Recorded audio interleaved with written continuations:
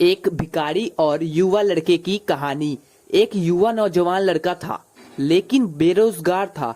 नौकरी के लिए काफी मशक्कत कर रहा था। तभी उसे किसी कंपनी की तरफ से कॉल आता है कि आपको कल इंटरव्यू है और आपको आना है। अब वो लड़का थोड़ा परेशान हो गया, क्योंकि जिस जगह से उसको इंटरव्यू के लिए जाना था वह जगह उसके घर से तकरीबन 50 से 60 किलोमीटर दूर थी और वह एक बेहद गरीब परिवार से था। इसीलिए उसके पास जाने के लिए पैसे नहीं थे, लेकिन उसको जाना था।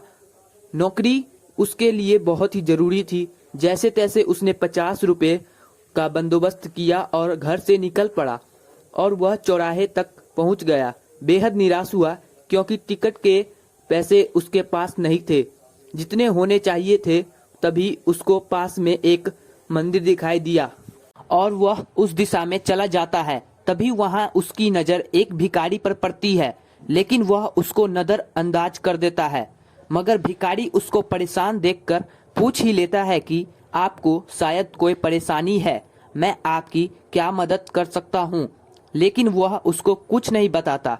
सोचता है कि ये भिखारी खुद मांग कर खा रहा है, ये मेरी क्या मदद कर पाएगा। लेकिन भिखारी बुजुर्ग था, तो उसके 2 या 3 बार पूछने पर लड़का मजबूर हो गया ये बताने के लिए कि उसको समस्या क्या है। तो भिखारी ने उसको बोला, तुम ये 500 रुपये ले लो और जाओ अपना इंटरव्यू दे दो। वैसे भी मैं सिर्फ दवाई के लिए पैसे इकट्ठा करता हूँ और जो बचते हैं उनको दान पेटी में डाल देता हूँ। इसीलिए मेरे ये पैसे ज़्यादा काम के नहीं, शायद तुम्हारी कोई मदद कर सकूँ तो मुझे खुशी मिलेगी। और वो वहाँ से निकल गया और इंटरव्यू में सेलेक्ट होकर जब वो वापस भिखारी से मिलने या उसके पैसे लौटाने के लिए आया तो वहाँ लोगों की भीड़ लगी हुई थी। उसने पास जाकर देखा तो वही भिखारी था और लोगों ने कहा कि इसके पास दवाई के पैसे नहीं थे, इसीलिए आज की दवा ना लेने की वजह से ये चल बसा। आपको क्या लगता है उस युवा दिल की क्या हालत होगी? वही जो अभी हमारी हो रही है। अब मैं आपको मोटिवेशनल स्टोरी का गूढ़ रहस्य बता देता हूँ। किसी भी काम को करने या किसी भी लक्ष्य को हासिल करने के लिए मार्ग में हजारों कठिनाइयों का सामना करना पड़ेगा।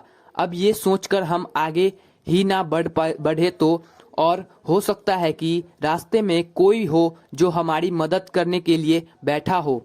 ईश्वर तो किसी भी रूप में हो सकता है। मोटिवेशनल स्टोरी सार यही है कि आगे बढ़ते रहो, लेकिन रुको मत यार।